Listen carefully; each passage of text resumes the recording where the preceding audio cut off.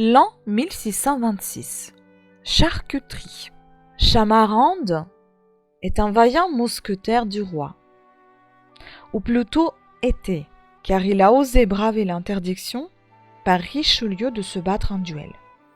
Une seule solution, se cacher à Rethel où il se reconvertit dans la charcuterie.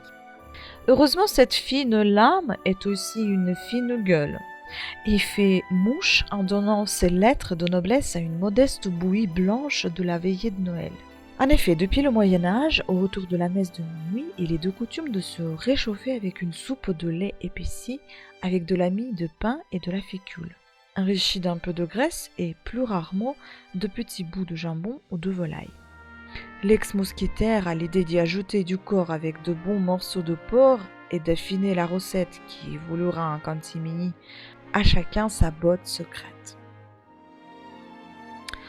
Foi de gentilhomme, le mets n'en est que plus goûteux, subtil et s'installe définitivement à la table de Noël. Chamarande n'a pas donné un coup d'épée dans le lait. Un grand classique surtout quand il vient de Rethel, est entré dans la gastronomie française. L'habit fait le moine.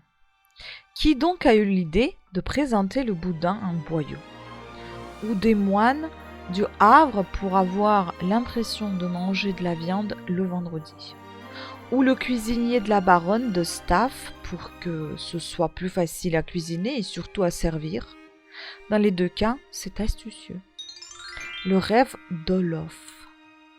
La nuit est tombée sur la Good Roof, un navire d'émigrants hollandais qui vient de s'échouer sur l'Hudson. Le marin Olof dort comme un bienheureux quand il voit un rêve la figure de proue du trois-mâts prendre vie, sans Nicolas, car c'est lui se plante devant lui, une pipe au bec. Le sang demande qu'on bâtisse une ville sur l'île, là, devant, où voit le nuage de fumée de sa pipe. L'endroit s'appelle Mannahatta. En échange, chaque année, il viendra sur son char volant et descendra par les cheminées apporter des cadeaux aux enfants. La légende de la fondation de Manhattan et du Père Noël est en marche. Washington Irving la couchera par écrit à la Noël 1809, dans sa fantaisiste histoire de New York depuis le commencement du monde.